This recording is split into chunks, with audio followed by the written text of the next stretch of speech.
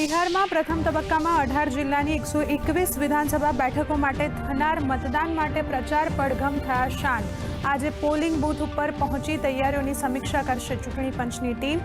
તો બીજા તબક્કા માટે આજે જેપી નડ્ડા, રાહુલ ગાંધી સહિત અનેક નેતાઓ કરશે પ્રચાર।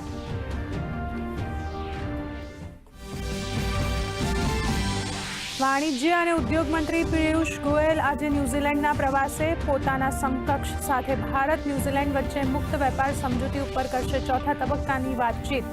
તો ભારતીય પ્રવાસી સમુદાય તેમજ ઉદ્યોગપતિઓ સાથે પણ કરશે સંવાદ।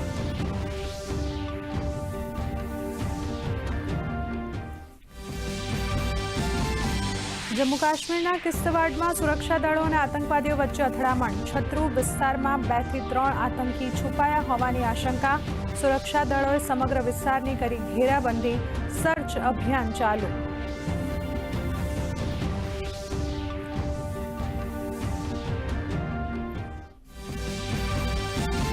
વલસાડ જિલ્લાના વડખંભા ગામમાં ગાંજાના છોડની ગેરકાયદેસર ખેતી કરતા એક વ્યક્તિની ધરપકડ।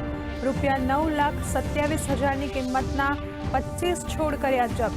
એસઓજીની ટીમે આરોપીની પૂછપરછ કરી વધુ તપાસ હાથ ધરી।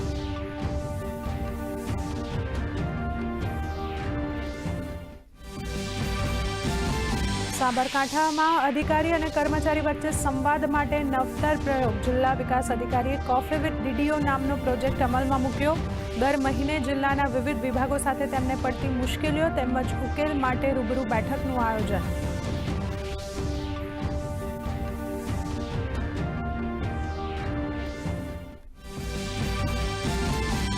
અમેરિકામાં ટ્રમ્પના ટેરિફ અંગે આજે સુપ્રીમ કોર્ટમાં સુનાવણી। વ્હાઇટ હાઉસે આપ્યું નિવેદન, કહ્યું દરેક પરિસ્થિતિ માટે છે તૈયાર।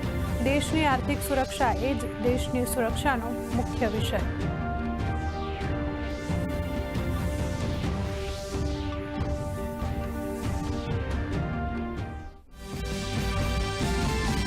હિમાચલ પ્રદેશ, ઉત્તરાખંડ અને જમ્મુ કાશ્મીર જેવા પહાડી વિસ્તારોમાં બદલાયું હવામાન।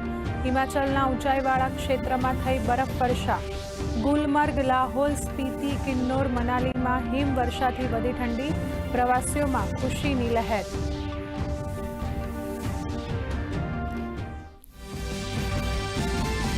અને આજે ગુરુ નાનક જયંતિ અને કાર્તિક પૂર્ણિમાના અવસરે ગુરુદ્વારા અને મંદિરોમાં ઉમટી ભક્તોની ભીડ। પ્રકાશ પર્વ પર ગુરુદ્વારામાં ભજન કીર્તન સાથે લંગરનું આયોજન।